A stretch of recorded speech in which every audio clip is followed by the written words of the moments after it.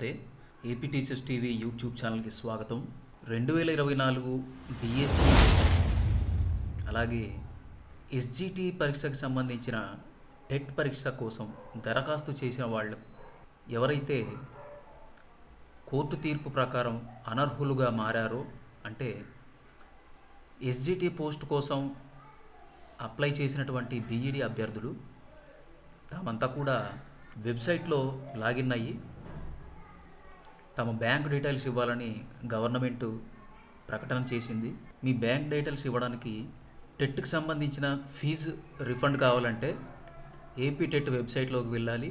అలాగే డిఎస్సికి సంబంధించిన, అంటే ఎస్జిటి పోస్ట్ కోసం అప్లై చేసిన బీఈడి అభ్యర్థులు డిఎస్సికి అప్లై చేసినప్పుడు ఆ ఫీజు వాపసు రావాలంటే ఏపీ డిఎస్సి వెబ్సైట్లోకి వెళ్ళాలి. ఇలాగా టెట్ ఫీజు రావాలంటే టెట్ వెబ్సైట్కి, డిఎస్సి ఫీజు వెనక్కి రావాలంటే డిఎస్సి వెబ్సైట్లోకి వెళ్ళాలి. దానికి ఏం చేయాలో నేను చెప్తాను. ఇలా గూగుల్లోకి సెర్చ్ బార్లోకి వెళ్ళి మొదటగా డిఎస్సి ఫీజు వాపసు రావాలంటే ఏం చేయాలంటే ఏపీ డిఎస్సి అని టైప్ చేయాలి. సెర్చ్ చేస్తే మనకి ఈ విధంగా వస్తాయి. అప్పుడు ఇక్కడ క్లిక్ చేయాలి. ఇలా క్లిక్ చేసినప్పుడు పేజ్ ఓపెన్ అవుతుంది. ఇక్కడ ఏం చేయాలంటే కేండిడేట్ లాగిన్లోకి వెళ్ళాలి.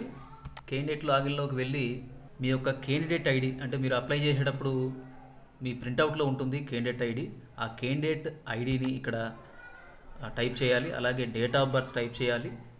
ఇక్కడ ఈ కింద చూపిస్తున్న ఈ వెరిఫికేషన్ క్యాప్చా కోడ్ని ఇక్కడ యాజ్ ఇట్ ఈజ్గా ఎంటర్ చేయాలి. ఎంటర్ చేస్తే మీకు ఒక పేజ్ ఓపెన్ అవుతుంది.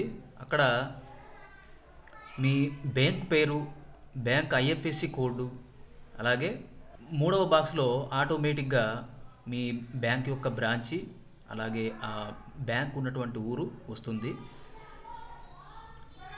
ఆ విధంగా మీ యొక్క బ్యాంక్ నెంబర్, మీ bank account number, IFSC code ఇచ్చిన తర్వాత కింద ఒక డిక్లరేషన్ ఉంటుంది. ఆ డిక్లరేషన్ మీద క్లిక్ చేసి సబ్మిట్ చేసినట్లయితే మీ యొక్క డీటెయిల్స్ అనేవి కంప్లీట్గా సబ్మిట్ అవుతాయి. అలాగే మీరు కట్టినటువంటి టెట్ ఫీజు వెనక్కి రావాలంటే ఏపీ టెట్ అని టైప్ చేసి, ఈ విధంగా టైప్ చేసి ఇక్కడ కనిపిస్తున్న టెట్ వెబ్సైట్ మీద క్లిక్ చేయాలి.